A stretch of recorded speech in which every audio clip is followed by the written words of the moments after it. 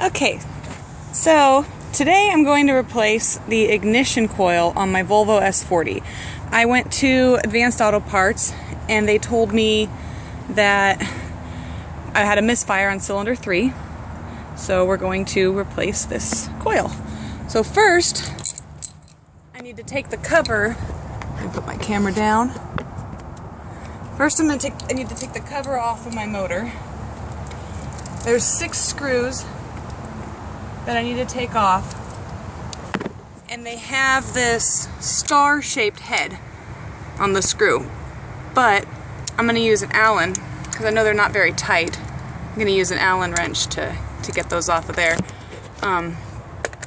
Usually you don't want to do this. Usually you want to get the proper tool, but I know these aren't very tight because I was the last one who took this off.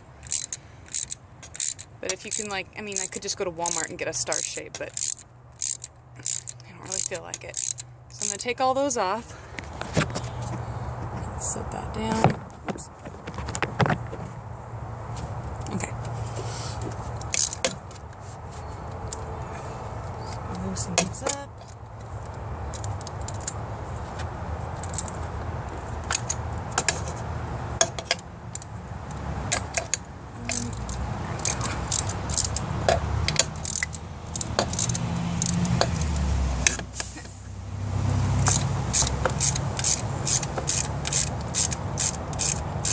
Well, the reason why I got my car checked in the first place was because I had a really bad shaking. Really bad shaking, and if I went over 50 miles an hour, it was bad. And really uncomfortable in the car. So if your car has that symptom, maybe you might have a coil out too. Another thing that can cause shaking is a pressure sensor, which I happen to have out as well, and I will be replacing that in the next video that I make. All these screws out. Now this part just comes off. I don't really need to take off that other part, but I'm going to because, see, look, I got that part off, and I can see the coil. This is the coil that I'm replacing, this one right here. I could probably take it out, but this wire that hooks to it goes under here, so I'm going to go ahead and take that part off as well.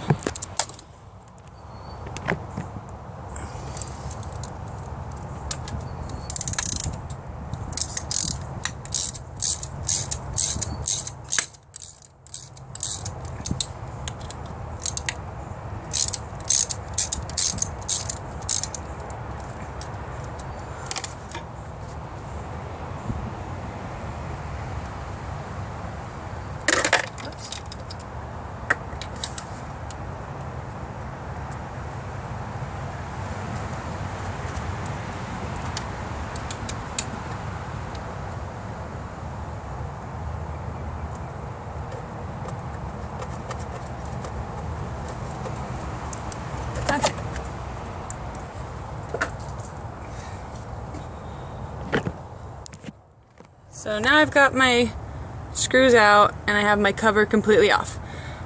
If you look at this coil, see there's one bolt that I have to take out right there. And that looks like a 10 millimeter. So I'm going to get my 10 mil socket. Oh, and an extension.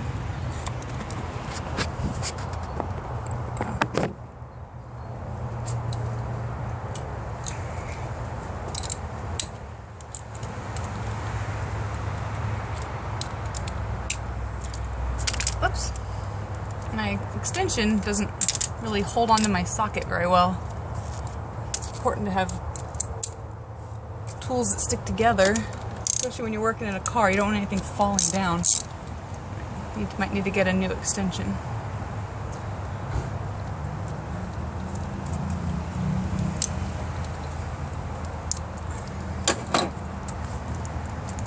There you go. Okay, so I've got that bolt out. And now, just gonna unplug that. This is for one of my other spark plugs. So there's 2 coils. Each coil powers 2 spark plugs. And then so I unplugged the spark plug that goes in my other cylinder. I'm going to unplug the power to that. And then just pull it straight out. Okay. And there's that old coil. So now I'm gonna take my new coil, and if there's something wrong with your spark plugs or your coils, you probably need to replace the spark plugs as well. But I just replaced them not that long ago, so that's how I knew that it was the coils that were bad, because I replaced the spark plugs and the problem didn't go away. So then I went and got my car checked, and I should have just got the car checked first, but I thought I knew what I was doing. Okay, so I put my new coil in, it just slid right in. Easy peasy. And then I'm going to take my bolt, and same bolt, and stick it back in there. And then the rest is pretty easy. Here, I'll tighten that up really quick, and then I'll finish this up. I'm not going to show you how I put the motor cover back on, because I'm sure you can figure that out.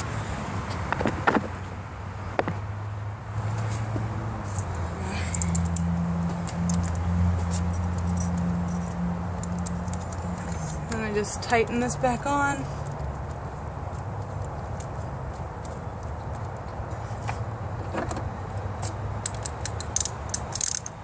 And when you tighten this, don't tighten it real tight.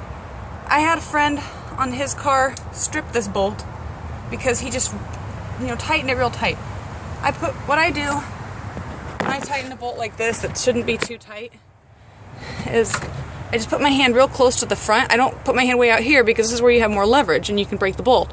I put my hand just right here, and I just give it a little snug, Don't do it too tight, because if you break that bolt, you got to go get an extractor, and that's a real pain. And sometimes the extractor doesn't work, and then you're screwed. So I'm gonna plug that back in. Plug this back in.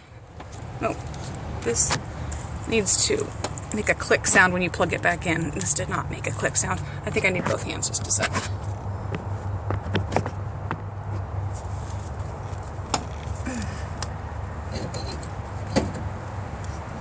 Oh, maybe it did click. Oh, there it clicked. See, I pushed on it real hard and it clicked right in. So you gotta make sure that clicks, otherwise, if you don't, you see how the coil for cylinder 3 has a wire that leads to cylinder 2.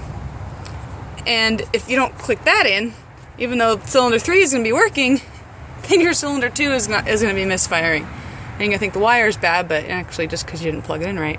My car should actually run fine right now. I think I'm gonna start her up. Oh, I left my keys inside.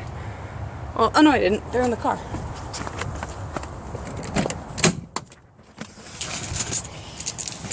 Alright, so I'm gonna start it up, and I shouldn't have any more shaking.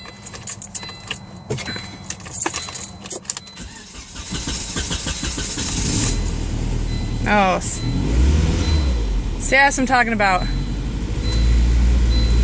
The shaking problem that I had is gone. And